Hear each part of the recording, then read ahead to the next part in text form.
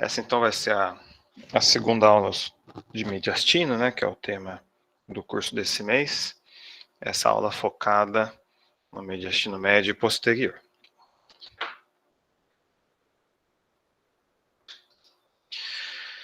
Então, lembrando que as lesões mediastinais têm diferentes causas, né, diferentes tecidos de origem, e como a gente comentou na primeira aula, o melhor método de avaliação é sempre você localizar adequadamente qual compartimento mediastinal está, anterior, médio ou posterior, e caracterizar os tecidos da maneira correta. É assim que a gente acerta mais, em correlação sempre com a análise clínica e laboratorial, né? A maior parte das lesões mediastinais, elas acontecem no mediastino anterior, porém a gente pode ter envolvimento também do mediastino médio e posterior, não são tão incomuns, né? É importante lembrar que também existem pitfalls, então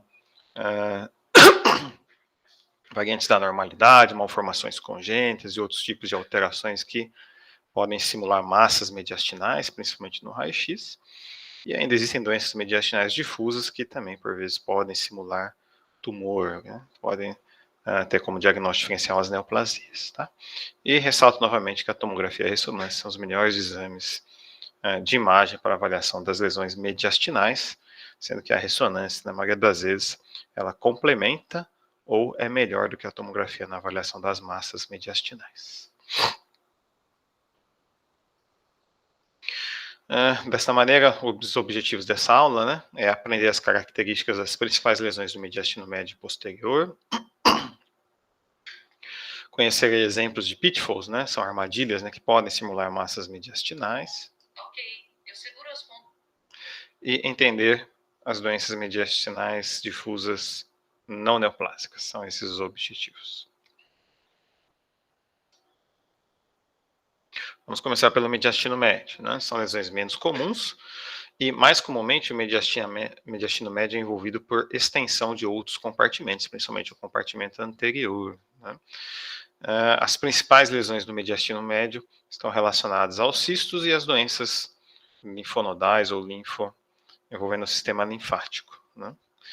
Das doenças dos linfonodos propriamente ditos, né, as linfonodopatias, a gente tem as mais comuns são os linfomas, as metástases e as doenças granulomatosas. Então, esses três diagnósticos diferenciais, quando a gente identifica um linfonodo patológico na imagem, eles devem estar sempre presentes: linfoma, metástase e doença granulomatosa.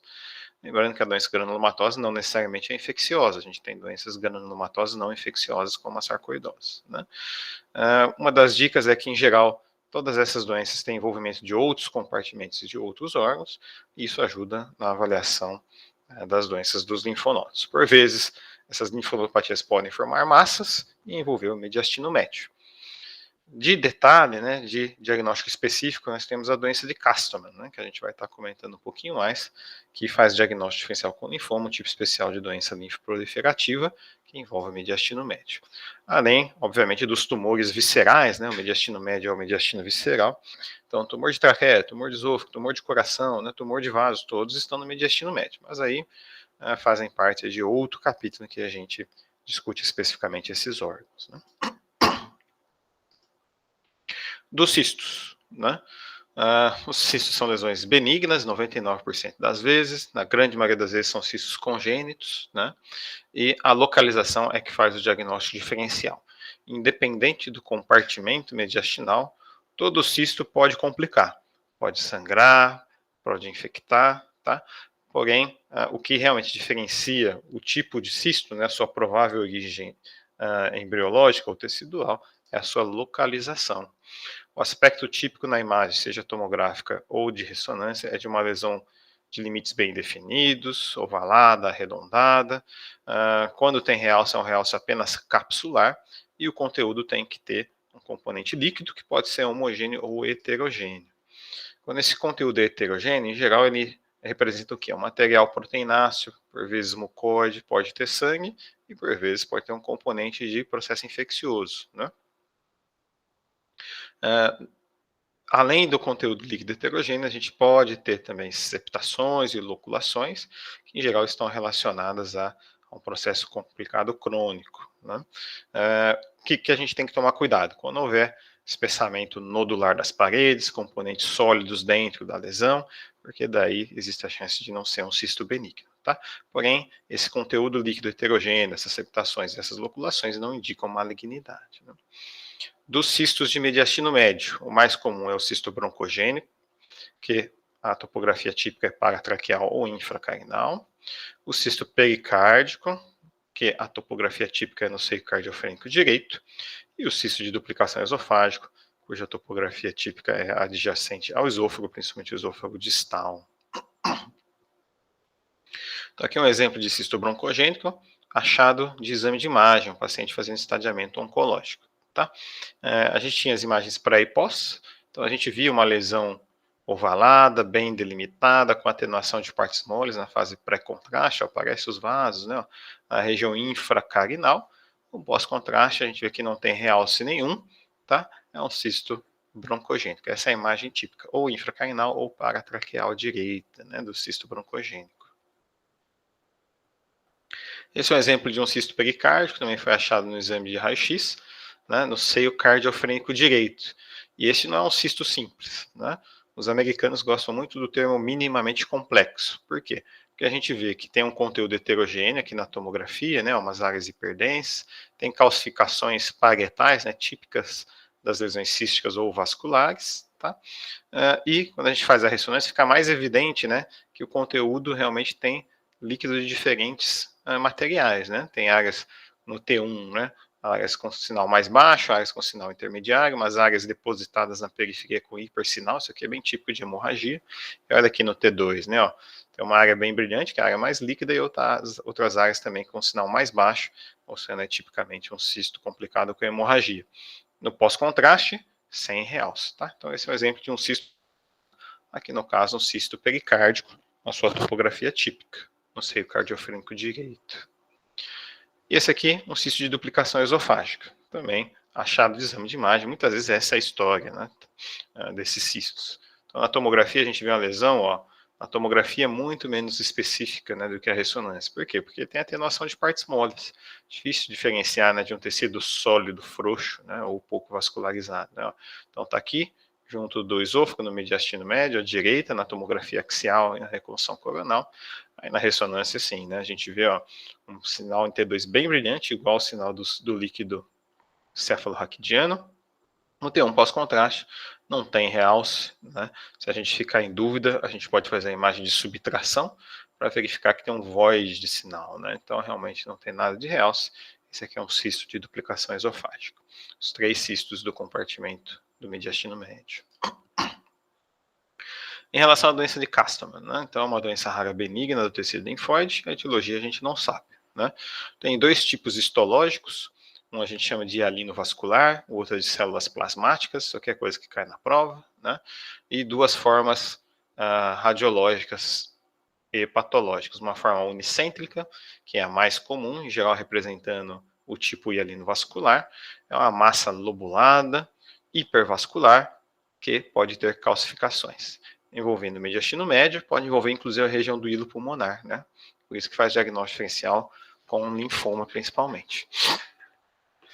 Já a forma multicêntrica, né? Aí o aspecto de imagem é menos característico, lembra os linfomas, como são mais comuns. Se realmente for um Castleman multicêntrico, normalmente a gente vai dizer que é um linfoma, tá? Tem associação com HIV e com HHV8, né? São 2 vírus aí que podem ter relações com neoplasias. E Castleman entra nessa jogada também.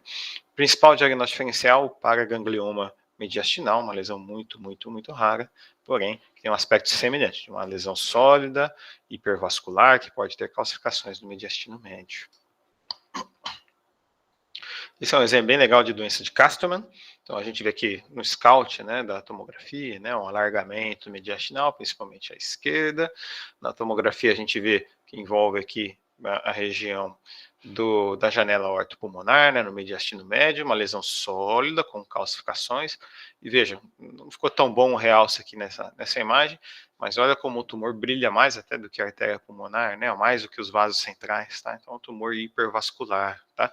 Bem delimitado, grande. Esse é um exemplo de doença de Castleman na sua forma unicêntrica, que é a mais comum. Do mediastino posterior, o que a gente vai ter? Principalmente os tumores do nervo periférico, né? Então, da bainha, com origem na bainha neural. Chivanoma e neurofibroma são os dois principais tumores do mediastino posterior, né? Menos comumente, a gente pode ter tumores do gânglio simpático, ganglioneuroma, neuroblastoma, ganglioneuroblastoma. Esses são mais comuns na população pediátrica, tendem a ser mais graves, né? Independente disso, os tumores de bainha neural são, em geral, mais comuns nas crianças. 80% das vezes são benignos e boa parte das vezes não são responsáveis por sintomas. Os pacientes são assintomáticos em relação a essas lesões, tá? Por quê? Porque eles podem estar associados a síndromes, e aí o paciente pode ter sintomas relacionados à síndrome, principalmente as síndromes neurocutâneas, principalmente neurofibromatose. Aí tem uma pegadinha que cai em prova de vez em quando, que é legal de vocês lembrarem, né? Que a neurofibromatose tipo 1 tem relação com a presença de neurofibromas, enquanto a neurofibromatose tipo 2 tem relação com a presença dos chivanomas, né? Isso é pegadinha de prova. São lesões sólidas nas regiões paravertebrais, independente de ser neurofibroma ou chivanoma, são lesões de limites bem definidos, tem um aspecto hipervascular, porém, nas imagens pré-contraste, seja da tomografia ou da ressonância, elas podem simular cistos, por conta dessa característica tecidual frouxa, né? O clássico do chivanoma é uma lesão mais nodular, por vezes com aspecto em alter, envolvendo os forames neurais. É bem clássico essa imagem em alter do chivanoma. Já os neurofibromas tendem a ter um aspecto mais alongado, seguindo o eixo da coluna. Então, são essas duas características que podem ajudar a diferenciar um chivanoma de um neurofibroma na imagem radiológica. Então, aqui é um exemplo de cada. A imagem de cima, né, uma tomografia computadorizada, um corte axial e uma imagem coronal. Então a gente vê uma massa bem delimitada de aspecto arredondado ou ovalado no mediastino posterior, na região paravertebral. Aqui tem relação com o forame neural, mas não forma aquela imagem em alter. Tá? E vejam que nesse exame de imagem única pós-contraste, numa fase mais tardia, ela é bem homogênea. Aqui a gente não consegue caracterizar o aspecto hipervascular, né, com essa fase única, tá? Porém, vocês vejam que realça, né, tem uma densidade aqui semelhante ao do músculo, que é o nosso tecido sólido vascularizado de referência no tórax. Então, aqui em cima, um chivanoma, né? Essa região aqui, próximo do sulco superior, é bem clássico de acometimento, né? De localização dos chivanomas no tórax, lá em cima, tá? E aqui embaixo, o paciente com neurofibromatose o tipo 1, né, tem até uma escoliose, e a imagem típica do neurofibroma são imagens de ressonância. Eu coloquei aqui um T2, só para mostrar esse aspecto alongado, e olha como o sinal é alto no T2, né, ó, parece sinal de cisto. Se olhar com atenção, a gente vê que tem áreas de hipossinal, inclusive com um aspecto meio fibrilar, né, ó, tá, da lesão no seu plano, seu maior eixo, tá? E quando a gente faz o T1 pós-contraste, um realce intenso pós-contraste, como a gente está vendo aqui nessa imagem axial. Então, o chivanoma e o neurofibroma, as lesões mais comuns do mediastino posterior ou paravertebral. Além disso, é importante lembrar que a gente pode ter lesão da coluna, né, do osso, que se estende para a região paravertebral, tanto neoplásica quanto inflamatória. Aí, das inflamatórias, o clássico é uma lesão inflamatória infecciosa, que pode formar coleções no espaço paravertebral, que é a tuberculose, tá? Inclusive como extensão da doença do disco, mal de Pote. Além disso, a gente tem o cisto neuroentérico. Então, da mesma maneira que existe cisto no mediastino anterior, que seria o cisto tímico, a gente tem cisto no mediastino posterior, o cisto neuroentérico. Apesar dos cistos mais comuns envolverem o mediastino médio, né? Esse também é um cisto congênito, né? A maioria das vezes representa um achado de imagem, e como todos os outros cistos, pode complicar. Pode sangrar, pode infectar e pode ter um aspecto minimamente complexo na imagem. Além disso, de diferente, a gente pode ter, é menos comum, mas a gente pode ter no mediastino posterior a hematopoiese extramedular, relacionada às anemias hemolíticas, né? Na imagem que a gente vai ver, são nódulos ou massas paravertebrais, em geral sólidas, homogêneas, e a gente acerta mais quando, obviamente, tem a história clínica da anemia hemolítica e quando a gente identifica o componente gorduroso, né, que pode estar presente na hematopoiese extramedular. Aqui 2 exemplos, então, ó, na imagem de cima, imagens de ressonância magnética, à esquerda um coronal T2, mostrando uma lesão bem delimitada no mediastino posterior, com sinal semelhante ao líquido. Na fase pós-contraste, a gente vê que não tem realce, tem um realce apenas capsular, né, bem característico dos cistos. Esse aqui é um cisto neuroentérico, né? E aqui embaixo, um paciente com beta-talassemia. A gente vê muitos desses casos em pacientes que vêm fazer ressonância cardíaca, tá? Para ver a deposição de ferro cardíaco. E olha só que legal, né? Na região paravertebral direita, essa aqui é uma imagem trofícipe, né? Um gradiente eco balanceado, uma massa bem delimitada, de aspecto ovalado na região paravertebral direita, e quando a gente faz o T1 pós-contraste, tem um realce aqui homogêneo pós-contraste. Essa aqui não tinha gordura, né? Então, faz o diagnóstico diferencial essa lesão, principalmente com Chivanoma, tá? Porém, o aspecto, né, de imagem junto com a história clínica, aí favorece a hematopoiesia extramedular, né? Dos pitfalls, né? O que a gente tem que lembrar? Pitfalls são armadilhas, né? Então, são aquelas alterações, por vezes representando aí variantes da normalidade, inclusive, que podem simular massas, principalmente no raio-x.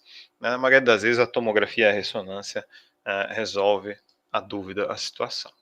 Então, no mediastino anterior, o principal pitfall é o bócio mergulhante, que entra naquela regrinha dos 4 T's como sendo o quarto T.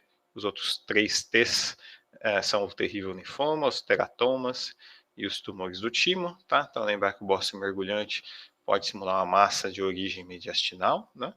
As lesões vasculares, e dependendo do texto, vocês vão ver que a regrinha dos 4 T's, na verdade, torna-se a regrinha dos 5 T's, por conta do aneurisma de aorta torácica, né? Thoracic aorta. Então, as lesões vasculares também podem simular tumores, principalmente no raio-x, né? Então, o aneurisma de aorta, principalmente, pode formar uma massa, simular um tumor, tá? Além de algumas variantes da normalidade também. Do pericárdio, a gente pode ter recessos fisiológicos que simulam linfonodos e massas. Isso aqui é um erro clássico, né, do R2 que está começando a tomografia, né? Medir recesso pericárdico, principalmente junto à aorta ascendente, e dizer que é linfonodo, né? Então é preciso conhecer e medir a densidade, né?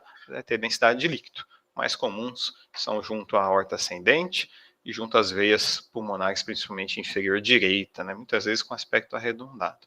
Se o derrame estiver loculado, pode simular massa também, inclusive na tomografia, e de novo, tem densidade de líquido, né? Em geral a gente vê a continuidade com o saco pericárdico, e às vezes a gordura epicárdica, né? Principalmente no raio-x, pode também simular tumor, e esse é um pitfall de massa mediastinal.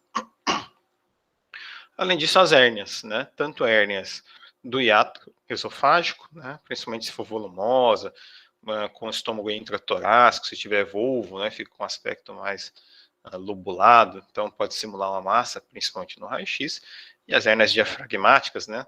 As mais comuns, as congênitas, tanto de Morgani quanto de Bosch-Dallek, também na imagem radiográfica podem simular tumores, né? Além, obviamente, das hérnias traumáticas, tá? Uma coisa interessante também que pode simular massa mediastinal, levar a alargamento mediastinal, é megaesôfago. Tá? Então, antes a gente fazia muito raio-x dando contraste VO, né? Hoje a gente praticamente não faz mais, né? Então, se não tiver a história clínica, vai ver o alargamento mediastinal, mandar fazer tomografia, e nada mais é do que um megaesôfago. Então, aqui é um exemplo de um bócio mergulhante, tá? E, obviamente, como a gente está nessa aula focando no compartimento médio e posterior, eu trouxe um bócio que mergulha para o mediastino médio. Mais comumente, o bócio, que significa aumento da tireoide, né? Falar bócio tireoidiano é redundante. O bócio, ele mergulha mais comumente para o mediastino anterior. Porém, ele pode mergulhar para o mediastino médio ou posterior. Aí o cirurgião gosta menos, que é mais difícil de operar. Olha no raio-x que legal, né? Um alargamento mediastinal, a traqueia bem desviada aqui para a direita, tá? E veja, esse é um caso difícil, né? Porque o alargamento realmente é mediastinal. A gente não vê aquele alargamento cervico-mediastinal, né? Que é mais típico do bócio. Olha aqui na imagem perfil, né? Olha aqui o espaço pré-vascular parcialmente obliterado, digamos, né? Então, em geral, o bócio vem para o mediastino anterior, né? A gente vê o apagamento do espaço retroexternal, né? Aqui não está apagado. Então, esse é um caso mais difícil, tá? Mas na tomografia a gente via a continuidade da lesão com a tireoide, tendo uma densidade bem característica. Olha aqui, ó, deslocando os vasos, né, deslocando a traqueia e reduzindo o calibre da traqueia, alargando os vasos. Então, um bócio mergulhante para o mediastino médio, pitfall, né? Esse caso também é legal, esse aqui, né? Olha só, que esquisita a imagem, né? Não dá para entender direito o que está acontecendo, parece que tinham duas aortas, um alargamento mediastinal, né? Aqui, se a gente desenhar aqui, realmente dá para entender que é a aorta, porém esse desenho em geral está para o lado de cá, né? Tá? Então aqui é um arco aórtico à direita, inclusive com um divertículo de Comerel, né? Esse alargamento da origem da subclave esquerda, formando então um alargamento mediastinal, podendo simular uma massa. E aqui embaixo, mais clássico, no aspecto de aneurisma de aorta, alargamento mediastinal, mas a gente vê a relação aqui com o botão aórtico, tá? Uma imagem bem típica, e na tomografia a gente vê aqui esse baita desse aneurisma parcialmente trombosado da aorta torácica descendente. De novo, pode simular massas mediastinais, fazer diagnóstico diferencial com linfoma, timoma e teratoma, né? Aqui na imagem de cima a gente consegue observar um megaesôfago chagásico. Esse paciente também tinha uma pneumonia aspirativa, né? Mas olha só que legal esse megaesôfago. A gente tinha uma massa aqui em cima, um alargamento mediastinal lá em cima e outra aqui embaixo. É difícil, né? Na tomografia,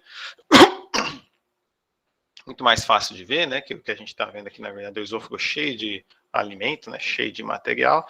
Aí por que ele fez essa imagem aqui em cima? Porque ele deslocou para a direita lá em cima e depois deslocou a direita novamente aqui embaixo, tá? Mas nada mais era do que um mega esôfago. Provavelmente se desse aqui o contraste VO, resolvia essa dúvida sem precisar fazer a tomografia. E embaixo, um caso bem bonito aqui, ó, de uma massa, né, ó, um alargamento mediastinal na região do seio cardiofrênico direito, né, poderia ser um cisto pericárdico, né, mas olha só, poderia ser só gordura epicárdica, muitas vezes foi uma imagem dessa daqui, tá? Tem uma densidade aqui no raio-x baixa, né, que realmente lembra gordura, tá? Fez a tomografia e era um tecido gorduroso, mas a gente viu os vasos, ó, atravessando o diafragma, é uma hérnia de Morgane, né, com conteúdo gorduroso, simulando aqui um alargamento mediastinal no raio-x, tá? Um paciente que tinha próteses de mama também. Das doenças difusas não neoplásicas, né, o que a gente tem que comentar? Em geral, elas estão relacionadas a processos inflamatórios que podem ser agudos ou crônicos. Tá? A mediastinite aguda mais comumente acontece no pós-operatório, tem relação com perfuração esofágica, pode ter como causa disseminação por contiguidade de processos infecciosos que se iniciam principalmente no pescoço e na faringe, tá? E é difícil para a gente, na imagem radiológica, diferenciar, né, aquele aumento de volume, aquela densificação do mediastino por um processo inflamatório infeccioso das alterações pós-cirúrgicas nos primeiros dias, principalmente no segundo e terceiro dia, turma, né? É muito comum o pessoal vem perguntar, tem mediastinite ou não tem? Né, após, por exemplo, uma esternotomia ou qualquer outro tipo de cirurgia torácica, né? Então, assim, no começo não dá para dizer, tá? Porque fica tudo densificado, tem aumento de volume por conta do procedimento cirúrgico em si, né, das alterações pós-cirúrgicas, né? O que a gente consegue dizer é se tem uma coleção ou não. Lembrando que coleção não é sinônimo de abscesso. Uma coleção pode representar um hematoma ou um seroma. Porém, preocupa mais do que quando a gente tem só aquelas alterações difusas, né? Então, mediastinite aguda, principalmente nos primeiros dias pós-operatórios, é um diagnóstico difícil de ser feito só com a imagem, né? Já a mediastinite fibrosante, né, aí a gente ajuda mais. Ela tem dois grandes grupos, né? Ela pode ser granulomatosa, principalmente relacionada à complicação de histoplasmose mediastinal, mas também de tuberculose, tá? Ou ela pode ser não granulomatosa. Aí tem que lembrar da doença relacionada ao IgG4, né? É uma doença rara, descrita mais recentemente, porém, a gente tem visto que muitas dessas mediastinites fibrosantes estão relacionadas a doença do IgG4, que também pode envolver o peritônio e outros órgãos. Radioterapia também pode levar a uma mediastinite fibrosante não granulomatosa, um diagnóstico diferencial importante, porém, em geral, a história clínica está presente, né? É importante a mediastinite fibrosante, que é uma forma crônica de processo inflamatório, que pode levar à estenose tanto vascular quanto da via aérea. Por isso sempre é importante, tá? E muitas das vezes a gente tem as manifestações extratorácicas, seja ela resultante de uma mediastinite granulomatosa, né? Então TB, histoplasmose pode ter doença pulmonar e pleural, quanto IgG4 e radioterapia. IgG4 a gente pode ter principalmente doença abdominal, né? De diagnóstico diferencial, importante de ser lembrado, uma doença rara, porém bastante característica, que é a doença de Erdheim-Chester, né? É uma histocitose não Langerhans, né? Uma doença bastante incomum, em que a gente vai ver esse tecido difuso, né?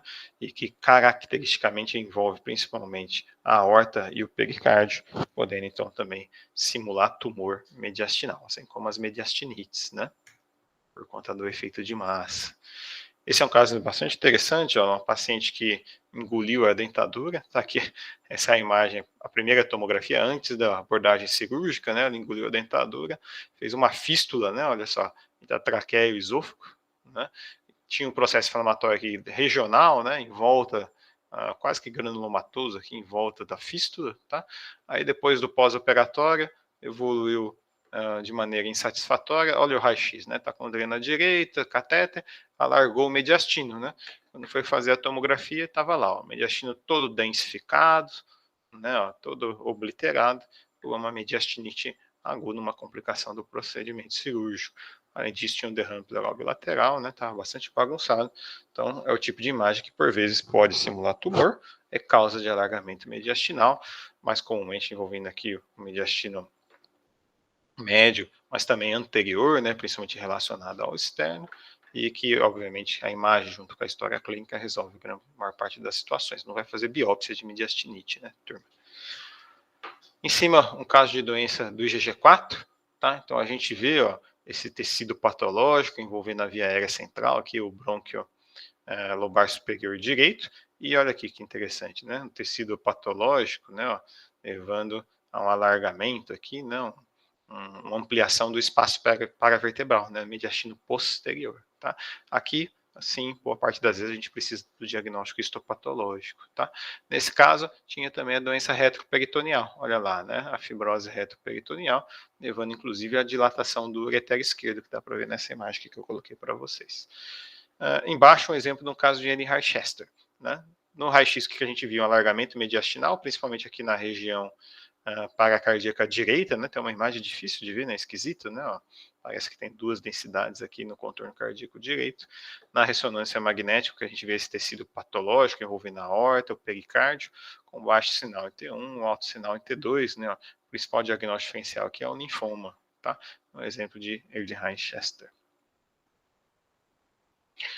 Por último, turma, que eu vou comentar é que mais recentemente saíram aí dois artigos, né, da Sociedade Americana de Radiologia, comentando sobre os achados incidentais na tomografia de tórax. Tem um sobre os achados pulmonares, tem outro sobre os achados mediastinais e cardiovasculares, né? Esse aqui que eu estou destacando para vocês. E aqui ele comenta, né, sobre as lesões mediastinais, tá, nos pacientes assintomáticos, que é o que acontece muitas vezes, tá? E veja só, que interessante, né? Quando for do compartimento posterior, já recomenda fazer ressonância direto, né? Porque é o melhor exame para avaliação das doenças, das lesões de origem na bainha neural, né? Então, já fala para fazer ressonância direto. Mediastino anterior ou médio, se for cisto, fala para não fazer mais nada aqui. Não sei se eu concordo 100%, porque, como eu já comentei com vocês, no mediastino anterior, um cisto, né? É uma lesão muito rara, mas a gente pode ter o timoma cístico. Então, se o cisto tiver parede espessada, componente sólido, componente nodular, merece prosseguir a investigação, merece no mínimo um segmento. Em geral, a gente faz o segmento. Mas se não for cístico, aí, obviamente, ele já fala para fazer direta ressonância ou PET-CT. Né? Então, veja como ele destaca aqui o papel da ressonância. No dia a dia, a gente sabe que não é isso que acontece, na maioria das vezes faz a tomografia primeiro e a ressonância vem a complementar a tomografia. Porém, realmente, a ressonância é o melhor exame de imagem na avaliação das lesões mediastinais. Tá? Então, aqui ele faz um comentário acerca dos achados ou da conduta frente a um achado incidental de lesão mediastinal, e de vascular ele faz um comentário sobre a aorta, né? Inclusive os valores que ele utiliza aqui são diferentes do que a Sociedade Americana de Cardiologia recomenda, né? Então ele descreve, né, que se você achar um aneurisma, que em geral representa um aumento de 150% do calibre normal da aorta, para a aorta ascendente ele descreve um valor de 5, para descendente um valor de 4, tá? A Sociedade Americana de Cardiologia recomenda 4,5 para ascendente, 3,5 para descendente, um pouquinho mais baixo esses valores. mas enfim, destacando que toda a dilatação da aorta deve ser descrita, destacada, né? E ele recomenda que quando o valor estiver for menor do que isso daqui e for maior do que o normal, né, para a aorta ascendente até 3,5, né? Então, a gente pode chamar de uma aorta ectasiada ou dilatada, né? Então, aqui também poderia ter sido melhor o comentário do texto, mas veja, a ideia é destacar que essas alterações, mesmo quando representando achado de imagem num paciente que tem outros sintomas ou não tem sintomas relacionados a elas, devem ser destacadas no laudo e descritas adequadamente. Por fim, então, resumo dessa aula: lesões do mediastino médio, na maioria das vezes, são lesões benignas, destacando-se os cistos, que são 3 tipos: o cisto broncogênico, paratraqueal ou infracarinal, o cisto pericárdico no seio cardiofrênico direito e o cisto de duplicação esofágica ao redor do esôfago, principalmente distal. Lembrar da doença de Castleman, principalmente no diagnóstico diferencial do linfoma, em geral uma massa bem delimitada, com calcificações de aspecto hipervascular, que pode estar presente inclusive no hilo pulmonar. Do mediastino posterior, os mais comuns são os tumores de linhagem neurogênica, o chivanoma, relacionado à neurofibromatose tipo 2, um aspecto em alter é o mais clássico, e o neurofibroma, um aspecto mais alongado no eixo da coluna, relacionado à neurofibromatose tipo 1. Tá?